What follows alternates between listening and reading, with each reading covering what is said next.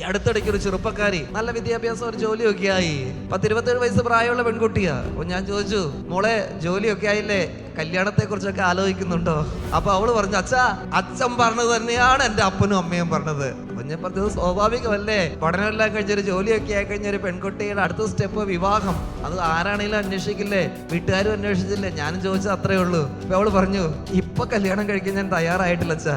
അങ്ങനെ മാനസികമായിട്ട് കല്യാണം കഴിക്കുന്നതിനൊരു മടുപ്പായിട്ടൊന്നുമല്ല. ഇപ്പൊ ഒരു കല്യാണം കഴിക്കണമെങ്കിൽ അതിനുള്ള പൈസ ഞാൻ തന്നെ കണ്ടെത്തണം അച്ഛാ.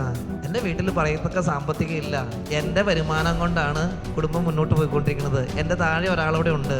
ആളെയും കൂടെ എനിക്ക് എവിടെയെങ്കിലും ഒന്ന് ഓക്കെ ആക്കണം. ഒരു താലിമാലയും കയ്യിലിടാനുള്ള മോതിരവും ഉടുക്കാനുള്ള നല്ല വസ്ത്രവും അത്യാവശ്യം കുറച്ച് പേർക്കെങ്കിലും ഇത്തിരി ഭക്ഷണവും കൊടുക്കണമെങ്കിൽ ലക്ഷങ്ങളാ.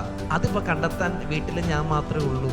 മകളെ, നീ ചിന്തിക്കുന്നുണ്ട്, ഇപ്പൊ നീ അധ്വാനിച്ച് പണമുണ്ടാക്കി എല്ലാം സെറ്റ് ചെയ്തിട്ടൊക്കെ കല്യാണം നടത്താം. പണവും ജോലിയും കാര്യങ്ങളും ഒന്നും അല്ല കല്യാണം നടത്തണേ. ആണെന്ന് നമ്മൾ ചിന്തിച്ചാൽ ഒരു കാലത്തും അത് മുന്നോട്ട് പോകില്ല.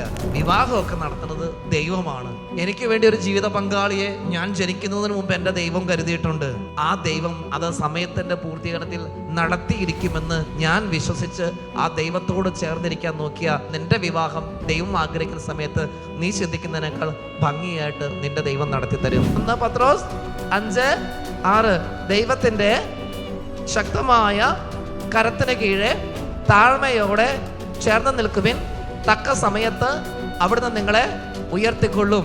നിങ്ങളുടെ ആകുലതകളും ഉത്കണ്ഠതകളും അവിടുത്തേക്ക് സമർപ്പിക്കുവിൻ. നിങ്ങളുടെ കാര്യത്തിൽ അവിടുന്ന് ശ്രദ്ധാലുവാണ്. കരമടിച്ച ദൈവത്തിന് നന്ദി പറഞ്ഞേ.